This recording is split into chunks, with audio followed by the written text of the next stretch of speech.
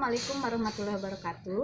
Berjumpa lagi dengan saya, Lia Agustini, Guru IPA SMP Negeri 1 Saketi. Pada kesempatan kali ini, kita akan membahas materi IPA kelas 8 semester 1 tentang sistem gerak pada manusia bagian otot.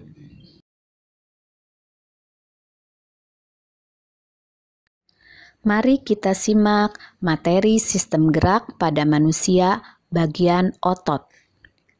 Otot merupakan alat gerak aktif yang menggerakkan rangka. Otot dapat menggerakkan rangka karena sel-sel otot dapat berkontraksi dan berelaksasi.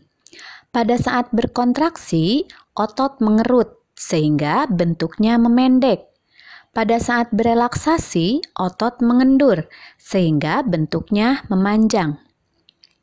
Berikut macam-macam otot. Jaringan otot tersusun atas sel-sel otot.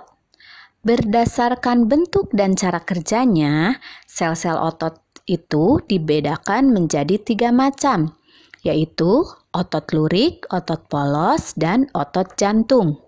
Mari kita bahas satu persatu. Yang pertama, otot lurik. Disebut otot lurik karena jika dilihat dengan mikroskop, sel otot tersebut tampak seperti daerah gelap dan terang yang tersusun secara berselang-seling. Bagian ujung otot yang melekat pada tulang disebut dengan tendon atau urat otot. Berikut ciri-ciri otot lurik.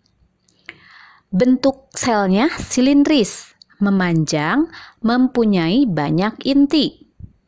Tampak garis melintang yang tersusun atas daerah gelap dan terang berselang-seling. Bekerja di bawah kesadaran kita, artinya menurut perintah otak. Maka dari itu, otot lurik disebut juga otot sadar. Yang kedua, otot polos.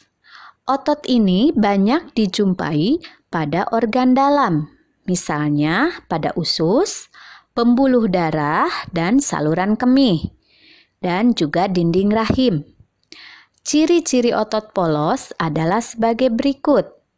Berbentuk gelendong, kedua ujungnya meruncing, dan bagian tengahnya menggelembung. Di dalam selnya terdapat satu inti sel di tengah. Tidak memiliki garis melintang atau polos. Bekerja di luar kesadaran kita, artinya tidak di bawah perintah otak. Jadi, disebut juga sebagai otot tak sadar. Yang ketiga, otot jantung. Terdapat pada jantung. Struktur otot jantung ini sama dengan otot lurik, yaitu bergores melintang, tetapi sel otot jantung bercabang. Inti selnya terletak di tengah.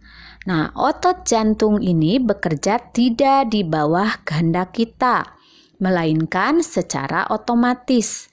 Jadi, otot jantung tergolong otot lurik yang bekerja secara tidak sadar. Berikutnya adalah kerja otot.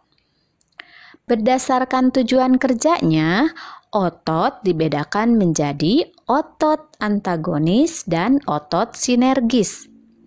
Yang pertama, otot antagonis, yaitu dua otot atau lebih yang tujuan kerjanya berlawanan.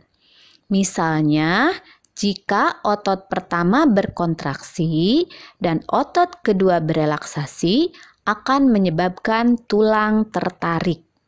Sebaliknya, jika otot pertama berelaksasi dan yang kedua berkontraksi, akan menyebabkan tulang kembali ke posisi semula.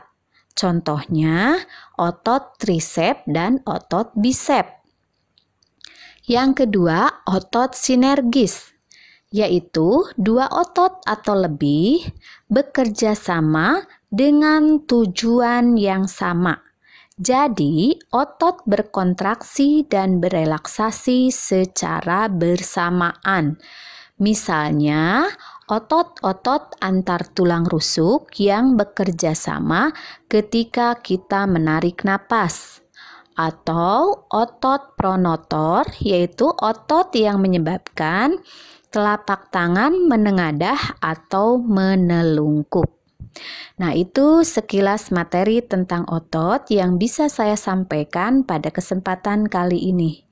Terima kasih. Assalamualaikum warahmatullahi wabarakatuh.